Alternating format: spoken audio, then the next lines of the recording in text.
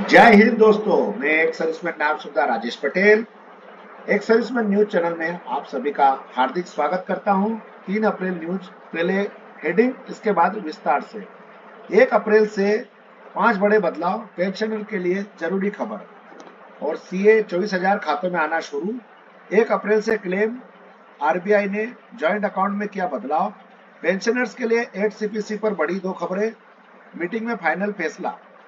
Pension के लिए pension इजाफा 24% पे कमीशन से पहले। 1971 का युद्ध में भाग लेने वाले सैनिकों की हालात देखकर दुखी। देश सन्न पूर्व सैनिकों की नई भर्ती। अब खबरें विस्तार से। आयकर, जीएसटी, यूपीआई, पेंशन योजनाएं आज से होने वाली प्रमुख बदलाव हैं। हमारे वित्त मंत्री श्रीमती निर्मला सीतारमण ने 1 फरवरी को संसद में पेश किया गया था केंद्रीय बजट।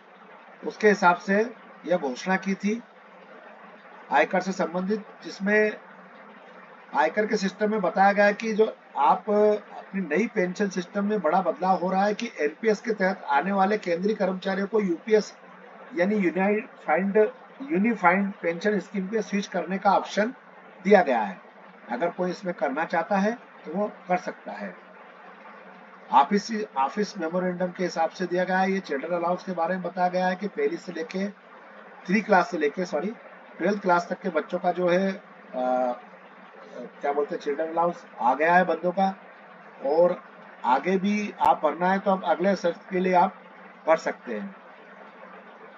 सैलरी, ये जो अपना सीए जो आया है उसके बारे में एक सैनिक भाई का दिया हुआ है कि कैसे उनका क्रेडिट हुआ है खाते में, ये आप देख सकते हैं। और आरबीआई ने कहा है कि जो जीवित पति पत्नी को के लिए संयुक्त खाता जारी रखे। मान लो अगर किसी एक सर्विसमैन या सैनिक भाई की निधन हो जाने के बाद में या आकस्मिक मृत्यु होने के बाद में जो उसका खाता है, आप उसी खाते के अंदर पेंशन अपनी ले सकती है। जो फैमिलियां हैं वो वीर नारी, और जो है दूसरा अकाउंट खुलाने की उसमें आवश्यकता नहीं होगी उनको। और उनको जीवन प्रमाण पत्र पर विधिवत हस्ताक्षर पावती अनिवार्य कर दिया गया है। और साथ साथ पावती रिकॉर्ड भी वास्तविक रूप से उसमें होता रहेगा। 8वें वेतन आयोग पर अपडेट। एनसीसी जेसीएम की स्थायी समिति की बैठक 23 अप्रैल को। पिछली बैठक में क्या हुआ था, इसके बारे में तो आपको पता ही है।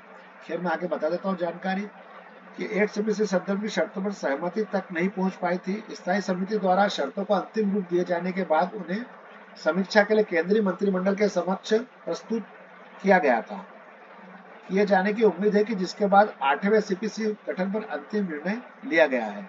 इस बीच हाल में ही लोकसभा में वित्त मंत्री निर्मला सीतारमण ने कहा है कि पहली बार उनकी सरकार ने 7वें वेतन केंद्रीय वेतन आयोग से पहले और बाद के पेंशन भोगियों के बीच पूर्ण समानता लागू की गई है।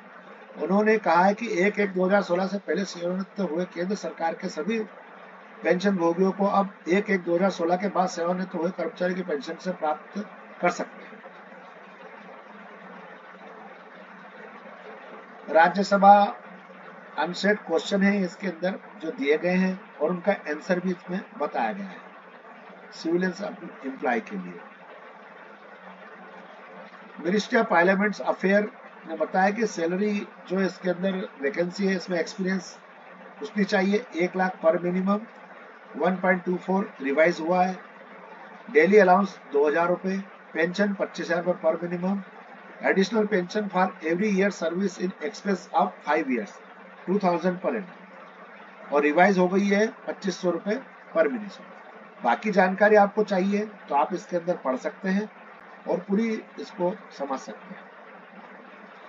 दिल्ली के कनॉट पैलेस में बुजुर्ग पूर्व सैनिक ने की मदद की गुहार। सोशल मीडिया पर तस्वीर वायरल, पोस्टर के जरिए जारी हुआ। एक सर्विसमैन, इसमें देखो पोस्टर दिया हुआ है पाकिस्तान से 1971 की लड़ाई में। सोशल मीडिया पर एक तस्वीर तेजी से वायरल हो रही है जिसमें एक बुजुर्ग व्यक्ति कनॉट पैलेस सीपी में एक पोस्टर लिए खड़े नजर आ रहे हैं। पोस्टर में लिखा है कि एक पूर्व सैनिक है जिन्होंने 1965 और 71 के युद्धों में हिस्सा लिया था। हाल ही में उनका एक्सीडेंट हो गया जिससे उनकी आर्थिक स्थिति बहुत खराब हो गई है। उन्होंने लोगों से मदद की अपील की। इस फोटो को देखने के बाद लोगों ने हैरानी जाहिर की है कि इस फोटो के बाद लोगों को रिएक्शन में देखने को मिल रहे हैं। सरकार और समाज को उठाने होंगे ठोस कदम। इस घटना के बाद सवाल खड़ा कर दिया गया कि पूर्व सैनिक और बुजुर्गों की स्थिति कैसी है और क्या उन्हें सरकार से पर्याप्त सहयोग मिल रहा है। देश के लिए अपनी जिंदगी दांव पर लगाने वाले सैनिकों को ऐसे हालात में मदद मिलनी चाहिए। सरकार और समाज को मिलकर यह सुनिश्चित करना चाहिए कि ऐसे लोगों को उचित मदद मिले, ताकि उन्हें सड़क पर मदद मांगने की नौबत न आए। ये फोटो अपने आप में एक मार्मिक दृश्य है और ये हमारे सैनिक भाइयों के लिए बड़े दुख की खबर है, खास करके सरकार के लिए भी बड़ी दुख की खबर है कि हम भारत सरकार जो है हमारे ऊपर, सैनिकों के ऊपर ध्यान नहीं देती है। Name of organization Soriya information technology private limited, employ regular है। नेम ऑफ पोस्ट है technical executive of sales and corridors. Job function है general awareness, operate ratio, operate radio set, operational instrument, computer and other IT hardware and counter ID improvised. Additional job information, identity and personal new sales apprentice fusing of security products and telecom solution with government organization. Technical must have skills. Number of vacancy इसके अंदर 7. Level of post है technical executive and sales corridors. Qualification required है इसके अंदर must have bachelor degree and about. Work experience required है 2 साल से ज्यादा। एज रेंज 35 है। सैलरी स्ट्रक्चर है 30,000 से 50,000। ट्रेवल रिक्वायरमेंट है तो मस्ट बी हैविंग तो 2 and 4 व्हीलर्स। लास्ट डेट है रिवाइज की नेम आप RSB जिला सैनिक बोर्ड पे 7 अप्रैल को आप ये अप्लाई कर सकते हैं। बस दोस्तों, मेरे पास खबर यहीं तक थी। आपका दिन बहुत शुभ रहे। जय हिंद।